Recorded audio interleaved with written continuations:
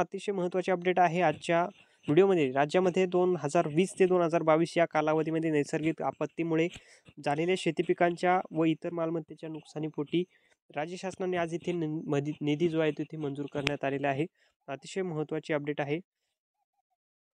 तर शेतकरी मित्रांनो, आपण इथे शासन निर्णय पाहू शकता. या शासन निर्णय जो आज निर्णय आहे तो इथे झालेला आहे. तब्बल आपण जर पाहिलं तर अक्षरी रुपये 106,64,94,000 रुपये इतका निधी या अतिवृष्टी भरपाईसाठी इथे मंजूर करण्यात आलेला आहे. नैसर्गिक आपत्तीमुळे झालेल्या शेती पिकांचं नुकसान असेल किंवा मालमत्तेचं नुकसान असेल, अशा विविध गोष्टींसाठी हा निधी जो आहे तो इथे देण्यात येणार आहे. शेती पिकांसाठी सुद्धा असणार आहे, कोणत्या जिल्ह्यासाठी असणार आहे, कोणाला हा निधी मिळणार आहे, संपूर्ण माहिती बघणार आहोत मित्रांनो. 2020 पासून ते 2022 पर्यंतचा संपूर्ण निधी आता तुम्हाला इथे मिळणार आहे.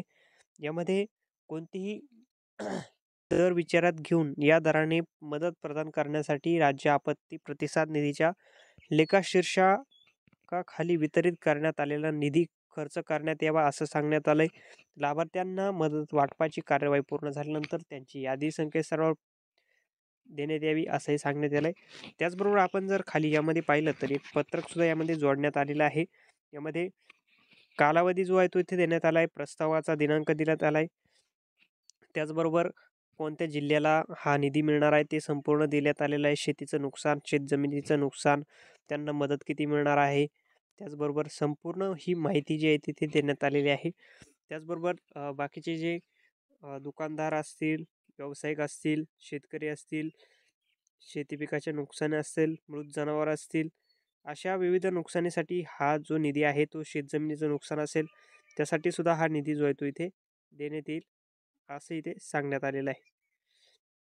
तर मित्रांनो, यामध्ये आपण जर पाहिलं तर रायगड, सिंधुदुर्ग, ठाणे, रत्नागिरी, चंद्रपूर, गोंदिया, बरेचसे जिल्हे, भरपूर असे जिल्हे यामध्ये आहे. पालघर असेल, रायगड असेल, रत्नागिरी, सिंधुदुर्ग, ठाणे, मुंबई, भंडारा, गडचिरोली, गोंदिया, चंद्रपूर, नागपूर, त्याचबरोबर वर्धा, भंडारा, गोंदिया अशी जिल्हे आहे आणि याचा जो दिनांक आहे तो सुद्धा यामध्ये देण्यात आलेला आहे. कधीची ही नुकसान भरपाई आहे ती यासाठी आलेला आहे. तर आपण इथे हे पाहू शकता, परिपत्रक सुद्धा यामध्ये आहे. चंद्रपूर, जळगाव, नाशिक, धुळे, नंदुरबार, अहमदनगर, त्याचबरोबर जालना, परभणी, हिंगोली, नांदेड, बीड, लातूर, धाराशिव असे संपूर्ण जवळजवळ महाराष्ट्रातील जिल्हे जे आहेत यामध्ये देण्यात आलेले आहे.